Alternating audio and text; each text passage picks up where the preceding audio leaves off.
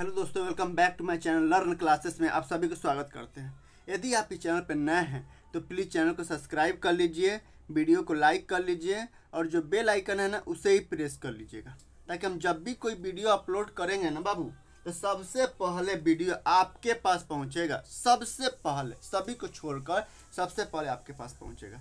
तो हम लोग क्या पढ़ रहे हैं? हम लोग 11th क्लास का जो अकाउंट सब्जेक्ट है ना, कॉमर्स सब्जेक्ट कर लीजिए या अकाउंट सब्जेक्ट कर लीजिए, हम लोग 11th क्लास के अकाउंट सब्जेक्ट पढ़ रहे हैं, यही पढ़ रहे हैं ना।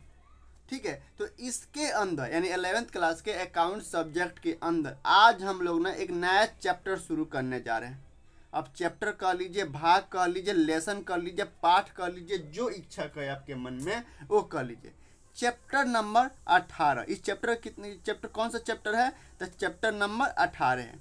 अब इस चैप्टर नंबर 18 का क्या नाम है बताइए, गेस करिए। इसका नाम है bills of exchange, BILLS, bills of exchange. ये accounting for bill of exchange कह लीजिए, EXCHANG, accounting for bill of exchange कर लीजिए या बिल्स ऑफ एक्सचेंज कर लीजिए। दोनों की बात से, दोनों का मतलब एक ही होता है।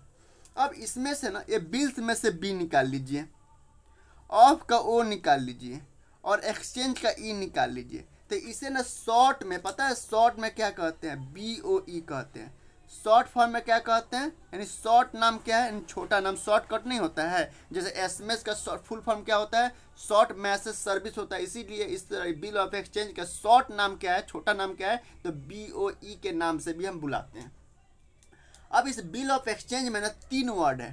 पहला तो बिल्स है, पहला बिल्स है, दूसरा जो ऑफ है, दूसरा ऑफ है, और तीसरा जो वर्ड है वह एक्सचेंज है, एक्सचेंज है। तो बिल्स का मतलब क्या होता है? अब बिल के बारे में समझ लेते हैं कि बिल क्या है।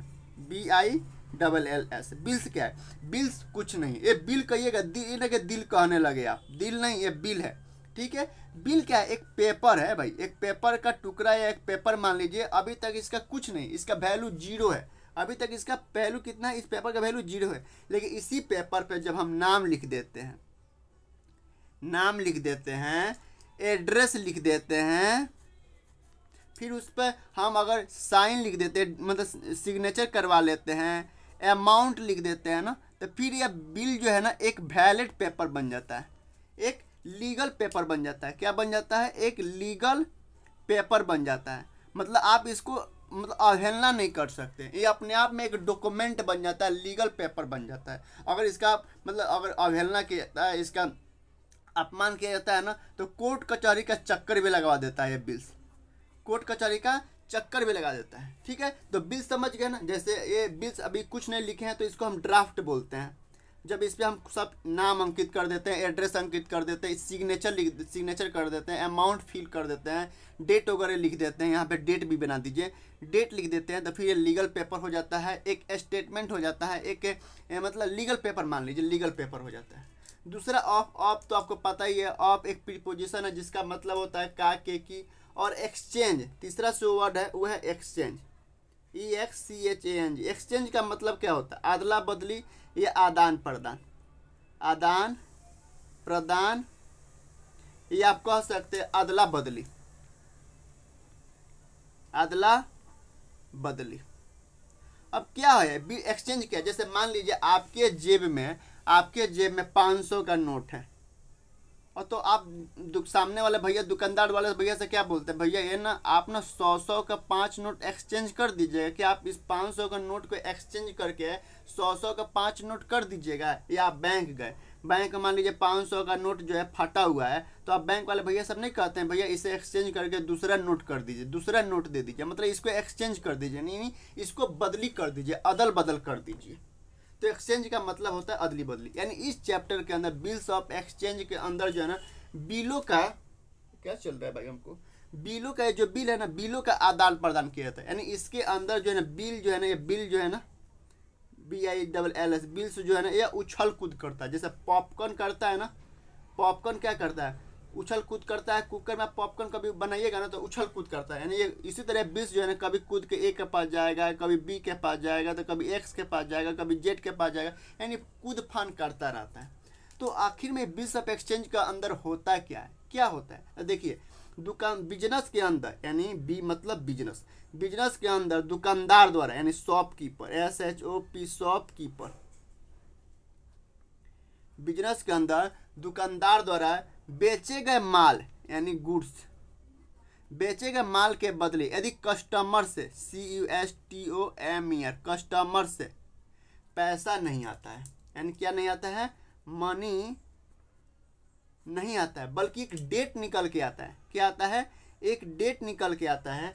तो उस डेट को, इस डेट को पक्का करने के लिए, कंफर्म करने के लिए एक बिल रेडी किया जाता है। क्या किया जाता है, एक बिल्स रेडी किया जाता है, RADY रेडी किया जाता है। और इसी बिल को हम बोलते हैं बिल्स ऑफ एक्सचेंज, BOE बोलते हैं। यानी BOE क्या है, और कोई पूछे कि बिल्स ऑफ एक्सचेंज क्या है, तो बिजनेस के अंदर दुकानदार द्वारा या व्यापारी द्वारा बेचे गए माल के बदले यदि कस्टमर से पैसा नहीं आता है, बल्कि उसके जगह पे एक डेट निकलता है, डेट मिलता है, तो उस डेट को पक्का करने के लिए एक बिल से रेडी किया जाता है, तैयार किया जाता है। और उसी बिल को हम बोलते हैं बिल ऑफ एक्सचेंज। कैसे, जैसा अभी एग्जाम्पल से हम लोग समझते हैं। जैसे मान लीजिए ये ना दुकान, ये ना एक बिजनेसमैन है, इसका नाम है किशन, ये बिजनेस का ऑनर है, ये बिजनेस का ऑनर है, इसका नाम है किशन। क्या नाम भैया, इसका नाम है किशन, ये ऑनर है बिजनेस का, OWN ये ऑनर है। और इसने ना एक बिजनेस ओपन किया। क्या किया, एक बिजनेस ओपन किया, ये उसका बिजनेस है और बिजनेस का नाम रखा है किशन इंटरप्राइजेज। और ये बिजनेस के अंदर क्या करता है, तो ये ना मैन्युफैक्चरिंग करता है। क्या चीज़ का मैन्युफैक्चरिंग करते हैं भाई साहब, एक किशन भाई साहब क्या चीज़ का मैन्युफैक्चरिंग करते हैं, तो ये ना आलू खरीदते हैं, आलू को बड़ी मात्रा में खरीदते हैं, करोड़ों का बिजनेस है भैया इनका। आलू खरीदते हैं, आलू को अलग अलग मशीन में डालते हैं, अलग अलग मशीन में डालते हैं, मशीन में अलग अलग मशीन से प्रोसेस होता है, फिर बाहर जो है ना चिप्स निकलता है। क्या निकलता है, चिप्स निकलता है। और इस चिप्स को बेच के, ये चिप्स को बेच के ना पैसा बनाता है भाई साहब। एक किशन जो है, इसका धंधा क्या चीज़ का है, तो चिप्स बेचने का धंधा है, यानी चिप्स बेचता है और चिप्स बेचकर ये पैसा कमाता है। अब इसके पास ना 3 कस्टमर है। कितने कस्टमर आते हैं, 3। वैसे तो बहुत सारे कस्टमर आते हैं, लेकिन मैं आपको समझाने के लिए 3 कस्टमर्स को लेते हैं। पहला आता है सोहन, मतलब एक ही साथ आता है लो। सोहन आया, पता ना कहाँ से आया, लेकिन सोहन आया, मोहन आया और सिमरन आई। सिमरन को थोड़ा हम दूसरे कलर से करते हैं ताकि आपको समझाना पड़े, समझाने में मज़ा आएगा। सिमरन आई, ठीक है। अब ये जो सोहन है ना, इसने 50,000 रुपया का जो है ना चिप्स खरीदा। भाई बिजनेस बहुत बड़ा है। अब किसी का बिजनेस छोटा होता है, किसी के बिजनेस बड़ा होता है, इसका बिजनेस बहुत बड़ा है भाई। कई लोग जो होते हैं मतलब देश विदेश से भी व्यापारी करते हैं, तो जरूरी थोड़ा ना हर वक्त जेब में पैसा हो, ये जरूरी नहीं है। बिजनेस के अंदर उधार भी चलता रहता है भाई, बिजनेस के अंदर जरूरी नहीं कि मनी हर वक्त जेब में रहता है, और बिजनेस के अंदर उधार भी चलता रहता है। बिना उधार का बिजनेस ही नहीं है भाई। मान ले बहुत सारे ऐसे लोग हैं जो चीन से, भारत से या अन्य कंट्री से बड़े बड़े थोक में सामान खरीदते हैं, कंटेनर सामान मंगाते हैं, तो जरूरी है उसी टाइम पूरा पैसा पेमेंट कर देते। उधार तो चलता रहता है, बिजनेस के अंदर नहीं चलता है, बिजनेस के अंदर उधार भी चलता है भैया, ठीक है। तो किशन, सोहन आया, सोहन ने 50,000 रुपया गुड्स खरीदा किशन से और पेमेंट भी ओके कर दिया। उसी तरह मोहन आया, मोहन ने 80,000 रुपया का गुड्स खरीदा, यानी चिप्स जो है 80,000 रुपया खरीदा। भाई बेचता है, इसका सेल है इसलिए खरीदता है। 80,000 रुपया खरीदा और इसने भी पेमेंट कर दिया भैया, इसने भी पेमेंट कर दिया। लेकिन ये सिमरन जो आई ना, इसने मतलब इसने ज़्यादा नहीं, इसने जो है कितना 50,000 का मान लेते हैं कि इसने 50,000 रुपया के गुड्स खरीदी। लेकिन इस 50,000 में इसने 30,000 तो पेमेंट कर दी, 30,000 रुपया क्या की, पेमेंट कर दी। हम टिक लगा देते हैं जो पेमेंट कर दी। लेकिन 20,000 रुपया का ये पेमेंट नहीं की। अब पता है क्या बोल रही है, किशन से बोल रही है कि ये 20,000 रुपया जो है ना हम 1 महीना बाद देंगे। आज डेट कौन सा चल रहा है, आज मान लीजिए डेट है आपका, आज कौ तारीख है, 27 है ना, तो आज 28 है, आज 28/9/25 है, तो 28/9/25 जो है डेट चल रहा है। और आज ये सिमरन बोली कि भैया आज मेरे पास पैसा नहीं है, ये 20,000 रुपया जो है ना हम 1 महीना बाद देंगे, यानी 1 माह बाद देंगे, 1 माह बाद देंगे। पहले तो किशन माना कि नहीं भाई, नहीं हम उधार नहीं बेच रहे हैं, आजकल उधार बंद कर दिए, किशन बोल रहा है। लेकिन सिमरन कह रही है भैया दे दो, हम पैसा दे देंगे, जैसे हम जाएंगे ना, पैसा मेरा कहीं फंसा हुआ है, जैसे पैसा आएगा हम आपको पैसा दे देंगे, लेकिन हमको 1 महीना का टाइम चाहिए। तो किशन माना कर रहा था, लेकिन सोहन मोहन इन लोगों ने बोला कि भैया दे दो, सिमरन ये पैसा दे देगी। तो किशन पूछा पैसा कब दोगे, तो सिमरन बोली 1 महीना बाद में आपको पक्का जो है ना रुपया दे देंगे, 1 महीना बाद पक्का दे देंगे। तो किशन बोला पक्का 1 महीना बाद दे दोगे ना, लेट नहीं ना करोगी? नहीं। तो किशन क्या किया ना, अपने ड्रॉल में से एक बिल निकाला, ऐसे अपने ड्रॉल खोला और उस ड्रॉल में से ऐसे एक बिल रखा हुआ था, वह बिल निकाला और उस बिल पर लिखा कि सिमरन यू पेड मी 20,000 रुपया, 20,000 रुपया आफ्टर 1 मंथ, यानी 1 महीना के बाद आप मुझे पैसा दोगी। ठीक है, लिख दिया। और उस पर जो है ना किशन यहाँ खुद साइन किया, और यहाँ सिमरन से ऊपर पहले सबसे पहले डेट लिख दिया कि डेट कब, बिल कब बनाया जा रहा है, तो डेट लिख दीजिए 28/9/25 डेट लिख दिया। फिर सिमरन का एड्रेस लिख दिया, फिर मोबाइल नंबर लिख दिया, और यहाँ पे सिमरन का साइन करवा लिया। तो ये सिमरन जो है साइन भी कर दी।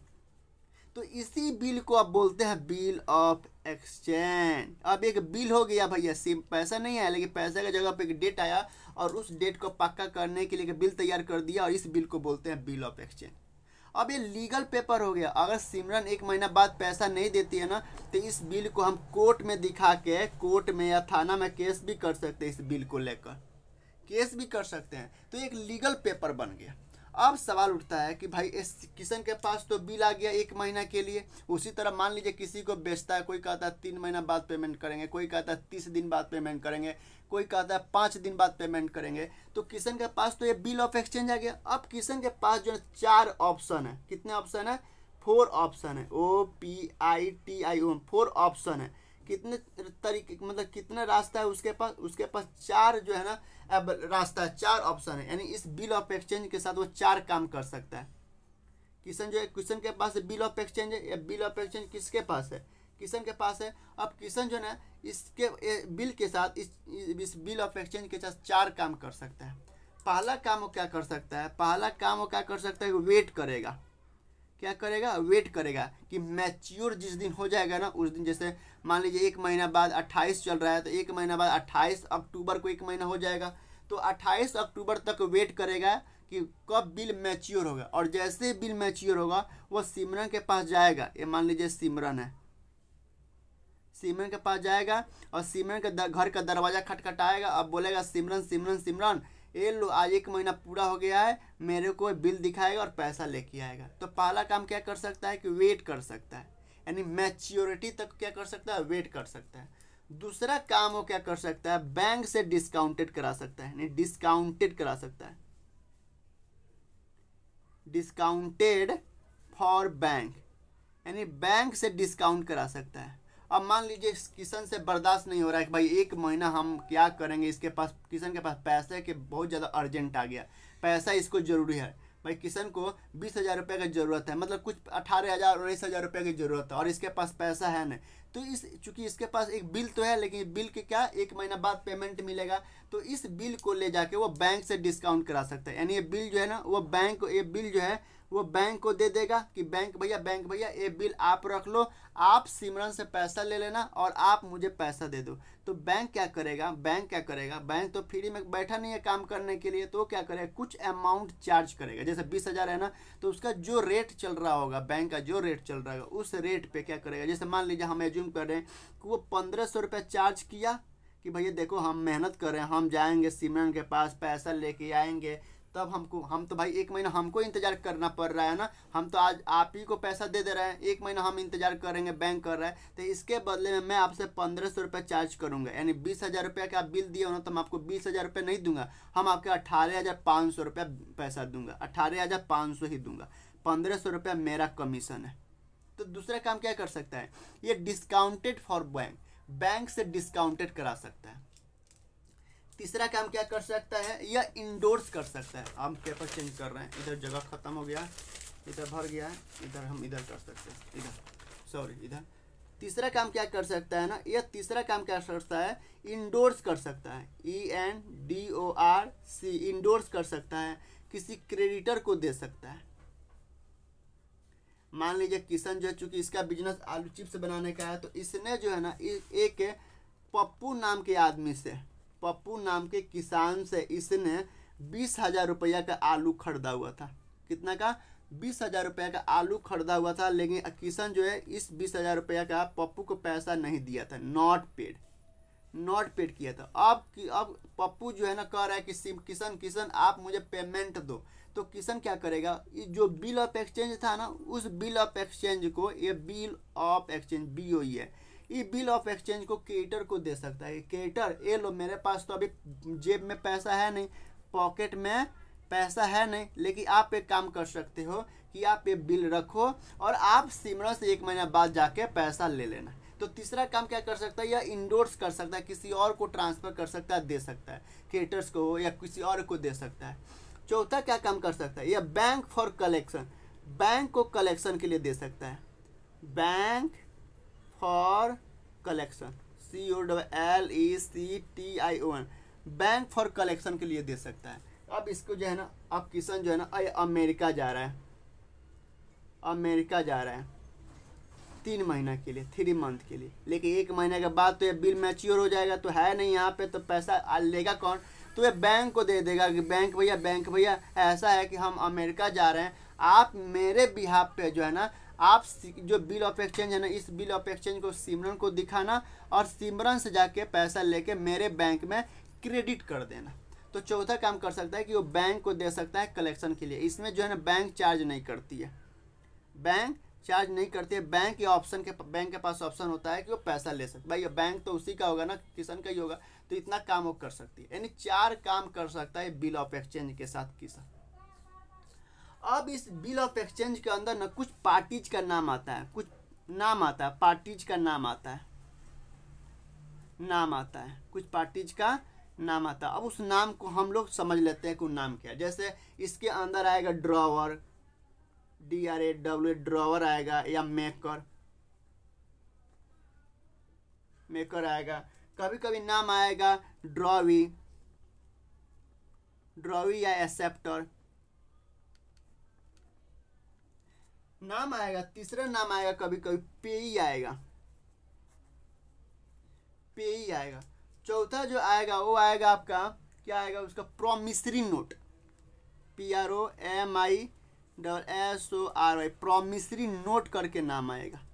अब हम समझ लेते हैं कि ड्रॉवर क्या है, ड्रॉवी क्या है, पेई क्या है, प्रॉमिसरी नोट क्या है। देखिए, जो बिल बनाता है ना, जो बिल ऑफ एक्सचेंज, बिल मतलब जो बिल ऑफ एक्सचेंज बनाता है, मेक करता है, राइट करता है, इसको हम राइटर भी बोलते हैं कभी कहीं शब्द आता है राइटर। तो जो बिल बनाता है, जो राइट करता है, उसको हम बोलते हैं ड्रॉवर। जैसे किशन ने बिल बनाया था, तो किशन कौन हो गया, ड्रॉवर हो गया। यानी किशन को किशन ना बोल के हम ड्रॉवर बोल सकते हैं। यानी जो माल बेचता है ना, जो गुड्स को सेल करता है, यानी सेलर जो होता है ना, उसको हम ड्रॉवर बोलते हैं या मेकर बोलते हैं। जो जिसके नाम पे बिल बनता है, जिस कस्टमर के नाम पे बिल बनता है, उसको हम क्या बोलते हैं, ड्रॉवी। जैसे यहाँ पे सिमरन के नाम पे बिल बना था, और सिमरन चूंकि इस पे एक्सेप्ट भी की थी, तो सिमरन को ड्रॉवी बोलते हैं, एक्सेप्टर बोलते हैं। तीसरा जो वर्ड है वो है पेई।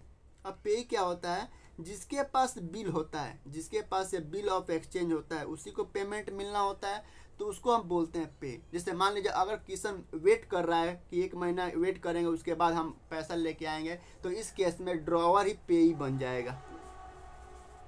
अगर बिल जो है बैंक के पास चला गया, डिस्काउंटेड करा लिया गया या कलेक्शन कर लिया गया, बैंक से कलेक्शन के लिए दे दिए, तो चूंकि बिल ऑफ एक्सचेंज किसके पास है, बैंक के पास है, तो बैंक हो जाएगा पे। अगर जो है बिल ऑफ एक्सचेंज किसी को इंडोर्स कर दिया गया, किसी क्रेडिटर को दे दिया गया है, तो जिसके पास बिल ऑफ एक्सचेंज होता है ना, उसी को हम बोलते हैं पेई बोलते हैं। तो आई होप कि इतना समझ में तो आया होगा। फिर भी यदि समझ में नहीं आया है तो हम हैं ना, जब हम हैं तो गम किस बात का गम भाई। फ़ोन करो, कमेंट करो, क्वेश्चन पूछो। और एक है प्रॉमिसरी नोट। ये प्रॉमिसरी नोट क्या होता है? क्या होता है प्रॉमिसरी नोट? कभी कभी जो कस्टमर है ना, ग्राहक कस्टमर, ये खुद कहता है कि भैया मैं वादा करता हूँ, मैं प्रॉमिस करता हूँ कि मैं पैसा दूंगा। जैसे सिमरन जो है ना, सिमरन को किशन माल नहीं दे रहा था, तो किशन सिमरन जो है ना खुद उसने एक बिल निकाली और उस पर लिखी कि Kishan I paid you, I promise कि give you 20,000 rupees after 1 month. इस बार जो है ना कस्टमर खुद लिखा और उस पर खुद साइन किया, ड्रॉवर से भी साइन करवाया, तो इसको हम बोलते हैं प्रॉमिसरी नोट। आई होप कि आपको इतना समझ में आया होगा। फिर भी यदि समझ में नहीं आता है बाबू, तो हम हैं तो फ़ोन करो, कमेंट करो, क्वेश्चन पूछो, ठीक है? इतना समझ में आ गया। अब आता है एक ड्यू डेट। अब ड्यू डेट क्या होता है? ड्यू डेट क्या होता है? ड्यू डेट क्या होता है? तो बिल ऑफ एक्सचेंज में, ये बिल ऑफ एक्सचेंज है, बिल ऑफ एक्सचेंज में जो डेट मेंशन होता है ना, जो डेट मेंशन होता है, जैसे लिखा था कि 1 महीना बाद पेमेंट देंगे। जैसे 29/4 को बिल बना था, 29/9/2025 को बिल बना है और उसमें लिखा है कि 1 महीना बाद पेमेंट करेंगे। तो 1 महीना यानी महीना में 1 महीना जोड़ दो, तो 1 महीना कब होता है? 29 अक्टूबर होता है 1 महीना। तो 29 अक्टूबर को ये हो गया, ये क्या हो गया? मैच्योर हो गया। लेकिन इसमें 3 दिन अपने तरफ से जोड़ने के बाद, 3 दिन प्लस 3 दिन जोड़ने के बाद, तब 29 अक्टूबर कितने दिन का भाई? 10 हो गया ना, 10। अब अक्टूबर कितने महीने का होता है? तो जनवरी, फरवरी, मार्च, अप्रैल, मई, जून, जुलाई, अगस्त, तब अक्टूबर 31 का होता है। तो 29, अब अक्टूबर 29 में 3 जोड़ेंगे, 30, 31, 32 हो गए। यानी 1 नवंबर को, 1/11 को यह बिल क्या हो रहा है? मैच्योर हो रहा है। तो इसको हम बोलते हैं ड्यू डेट। ड्यू डेट बोलते हैं। यानी बिल ऑफ एक्सचेंज में जो डेट दिया होता है, उस डेट में बिल ऑफ एक्सचेंज में जो डेट दिया होता है ना, उस डेट में ग्रेस 3 डेज जोड़ने के बाद जो डेट निकल के आता है, उस डेट को बोलते हैं, क्या बोलते हैं? ड्यू डेट बोलते हैं। क्या बोलते हैं? ड्यू डेट बोलते हैं। और हम लोग ड्यू डेट निकालना सीखे हैं, कैसे ड्यू डेट निकालते हैं, ठीक है? अगर ड्यू डेट के दिन अगर कोई पब्लिक हॉलीडे हो या संडे पड़ जाए, तो हम क्या करेंगे? तो 1 दिन पहले जो है ना, बिफोर 1 डे, यानी 1 दिन पहले, बिफोर 1 डे, 1 दिन पहले जो है पेमेंट किया जाता है। अगर ड्यू डेट के दिन कोई इमरजेंसी हो जाए, इमरजेंसी मतलब आपातकालीन लग जाए, धारा 144 लग जाए, या पूरा बैंक बंद हो जाए, कहीं 2 देशों के बीच में झगड़ा हो जाए, इमरजेंसी लग जाए, तो उस केस में क्या करें? उस केस में ड्यू डेट जो होगा ना, उसमें 1 दिन बाद, आफ्टर 1 डे पेमेंट किया जाता है। तो आई होप कि इतना समझ में तो आया होगा। अब कुछ जर्नल एंट्री है, आप कुछ कॉमन कर लीजिए, जर्नल कर लीजिए, कुछ कॉमन जर्नल एंट्री है, उसको सीख लेते हैं। जर्नल एंट्री है, ठीक है, उसको देख लेते हैं। ठीक है, कि अगर कॉमन जर्नल एंट्री है, इसको देख लेते हैं। इधर हम दूसरा पेपर निकालते हैं, पेपर भर गया, पेपर कहाँ? चलिए इसको एक कोरा पेपर निकालते हैं भाई आपके लिए। भाई समझाना है तो भाई मेहनत तो करना पड़ेगा, बिना मेहनत तो कुछ नहीं आता है बाबू। ठीक है, अब ये रहा कोरा पेपर।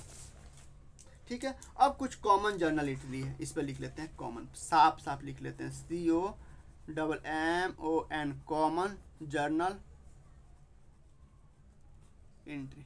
कुछ common journal entry in the case of drawer, in case of drawer के केस में, in case of drawee, in case of drawee. इसलिए बताया था कि ड्रॉवर क्या होता है, ड्रॉवी क्या होता है। ड्रॉवर क्या होता है? जो माल सेल करता है, यानी जो माल सेल करता है। और कस्टमर, ड्रॉवी कौन होता है? जो माल खरीदता है, यानी कस्टमर जो होता है वो कौन होता है? ड्रॉवी, उसको क्या बोलते हैं? ड्रॉवी। तो अगर पहला, अगर goods sell, goods sell on credit. अगर गुड्स उधार पे बेचा जाता है तो ड्रॉवर यानी सेलर जो है अपने बुक्स में क्या एंट्री करेगा। अगर गुड्स उधार में बेचा जाता है तो ड्रॉवर अपने बुक्स में क्या एंट्री करेगा, भाई इसके पास तो गुड्स जा रहा है और जब भी हम गुड्स बेचते हैं तो कुछ सेल अकाउंट ओपन करते हैं तो टू सेल अकाउंट होगा। लेकिन पैसा भाई ऊपर क्या करेंगे, या तो कस्टमर का नाम लिखेंगे, कस्टमर को डेबिट करेंगे, भाई कस्टमर मेरे लिए एसेट हो गया, कस्टमर करेंगे, नहीं तो डेटर कहेंगे। भाई जब भी हम गुड्स उधार बेचते हैं तो जिस पार्टी को बेचते हैं उसको हम डेटर्स बोलते हैं, नहीं तो ड्रॉवी। भाई अब ड्रॉवी बन गया ना, कस्टमर को ड्रॉवी बोलते हैं तो ड्रॉवी अकाउंट डेबिट करेंगे। ये पहला केस करेंगे। हम अकाउंटेंट है तो हम ड्रॉवर के केस में, अगर ड्रॉवर जो है गुड्स उधार बेचता है तो हम अपने आप मान लीजिए हम तो भाई ई हैं, हम तो क्या है, हम तो अकाउंटेंट है, हम अकाउंटेंट है। तो अगर ड्रॉवर यानी सेलर जो गुड्स सेल करता है अगर वह उधार माल बेचता है और हमसे अकाउंटिंग कराता है तो हम एंट्री तो यही करेंगे। अगर कस्टमर भी हमसे एंट्री करवाता है यानी कस्टमर का अकाउंटेंट हम ही हैं और सेलर का भी अकाउंटेंट हम ही हैं, तो भाई ड्रॉवी अपने बुक में क्या एंट्री करेगी। भाई अगर ये गुड्स सेल कर रहा है, ड्रॉवर सेल कर रहा है तो कस्टमर जाहिर सी बात वो खरीद रहा है, यानी गुड्स परचेज कर रहा है, यानी हाँ ये बेच रहा है तो ये खरीद रहा है, परचेज कर रहा है, तो गुड्स परचेज कर रहा है, गुड्स परचेज ऑन क्रेडिट यानी क्रेडिट पर परचेज कर रहा है। तो हम अकाउंटेंट हैं, इनका इन दोनों का अकाउंटेंट हम ही है। तो हम एंट्री क्या करेंगे, भाई गुड्स परचेज कर रहा है और जब भी गुड्स परचेज किया जाता है तो परचेज अकाउंट ओपन करते हैं, परचेज अकाउंट डेबिट करेंगे। और उधार माल खरीदें तो जिस पार्टी से खरीदते हैं उसको हम या तो क्रेडिटर बोलते हैं, मेरे लिए लायबिलिटी है तो क्रेडिटर से अकाउंट ओपन करेंगे, नहीं तो ड्रॉवर कहेंगे, नहीं तो फिर सप्लायर करेंगे। यही करेंगे ना, सप्लायर अकाउंट, यही जनरल एंट्री करेंगे पहला। ठीक है। अब एक बिल बनता है, यानी ड्रॉवर के द्वारा एक बिल ऑफ एक्सचेंज बनाया जाता है और उस पर जो है ना एक ड्रॉवी जो है ना साइन कर देती है और साइन करके ड्रॉवर को दे देती है। तो ड्रॉवर क्या एंट्री करेगा अपने बुक्स में, अगर मतलब bill of exchange BOE accepted, BOE receive, अगर BOE रिसीव होता है बाई ड्रॉवी के द्वारा, अगर ड्रॉवी के द्वारा BOE यानी बिल ऑफ एक्सचेंज रिसीव होता है तो अब ये क्या एंट्री करेगा, तो BR आ रहा है, बिल रिसीवेबल आ रहा है। और बिल रिसीवेबल क्या होता है, बिजनेस के लिए एसेट होता है, तो BR अकाउंट डेबिट करेंगे या bill receivable RECEIVABLE bill receivable account debit करेंगे। और किससे आया, तो एक एसेट घट गया, ड्रॉवर से आया, ड्रॉवी से आया ना, तो टू ड्रॉवी कर देंगे, टू ड्रॉवी अकाउंट या डेटर्स अकाउंट, मतलब एक एसेट बढ़ गया दूसरा एसेट घट गया, ये दूसरा एंट्री ये कर सकते हैं। तो ड्रॉवी अपने बुक्स में क्या एंट्री करेगी, तो भाई ये अगर इसको बिल रिसीव हो रहा है तो ये बिल पे कर रही है तो ये करेगी टू बिल पेबल। इसके लिए एक लायबिलिटी बढ़ गया, टू बिल्स पेबल अकाउंट, कि भाई एक लायबिलिटी बढ़ गया, इस बिल का पे करना है, और दूसरा लायबिलिटी घट गया, ये ड्रॉवर अकाउंट डेबिट कर देगी या क्रेडिटर्स अकाउंट डेबिट कर देगी। सिमरन जो है, सिमरन चूंकि माल खरीद रही है ना, तो सिमरन के अकाउंटेंट हम ही हैं, तो हम क्या करेंगे, अगर इसको बिल रिसीव हो रहा है तो इसका मतलब बिल पे कर रही है, तो इसको ये बिल रिसीव कर रहा है तो ये ड्रॉवर के लिए एसेट है, तो bill receivable account debit to drawee account, क्योंकि ड्रॉवी से आया डेटर्स अकाउंट या कस्टमर अकाउंट, और ये बिल पे कर रही है तो एक लायबिलिटी बढ़ गया, लायबिलिटी बढ़ता है तो क्रिएट करते हैं टू बिल्स पेबल अकाउंट, और दूसरा लायबिलिटी घट रहा है, लायबिलिटी घटता है तो लायबिलिटी बढ़ता है तो के लायबिलिटी घटता है तो डेबिट करते हैं, तो ड्रॉवर अकाउंट डेबिट कर देंगे या क्रेडिटर्स अकाउंट या सप्लायर अकाउंट डेबिट कर देंगे। अब बिल ऑफ एक्सचेंज में जो डेट लिखा हुआ था ना, उस डेट को यानी मैच्योर हो गया, मैच्योर डेट या ड्यू डेट के दिन, ड्यू डेट यानी जो डेट है ना, जो डेट मेंशन उसमें 3 दिन जोड़ने के बाद जो डेट आता है उसको बोलते हैं ड्यू डेट। तो ड्यू डेट के दिन भाई अब ड्रॉवर क्या एंट्री करेगा, इसके पास पैसा आ रहा है तो ये कैश या बैंक अकाउंट डेबिट करेगा, कैश या बैंक अकाउंट डेबिट करेगा, और पैसा बिल रिसीवेबल से आया तो बिल रिसीवेबल चूंकि डेबिट किया था तो क्रेडिट कर देगा टू BR अकाउंट। तीसरा एंट्री यही होगा, एक कॉमन एंट्री है भाई, ये तो होगा ही होगा, यानी ड्रॉवर अपने बुक्स में 3 एंट्री करेगा। और ड्रॉवी क्या करेगी, भाई ड्रॉवी के पास से पैसा गया तो इसके पास से पैसा गया, एसेट घट गया तो टू कैश या बैंक अकाउंट करेगी, और डेबिट क्या करेगी, तो बिल पेबल अकाउंट डेबिट करेगी, बिल पेबल अकाउंट डेबिट करेगी। एक कॉमन जर्नल एंट्री है, यानी ड्रॉवर अपने बुक्स में 3 एंट्री पास करेगा और ड्रॉवी भी अपने बुक्स में 3 एंट्री पास करेगी। एक कॉमन जर्नल एंट्री है कि अगर मैच्योर डेट तक MATURE मैच्योर डेट तक ड्यू डेट तक अगर ड्रॉवर जो है वेट करता अपने पास बिल रखता है तो ये 3 एंट्री पास करेगी और ड्रॉवर भी अपने बुक्स में 3 एंट्री पास करेगी।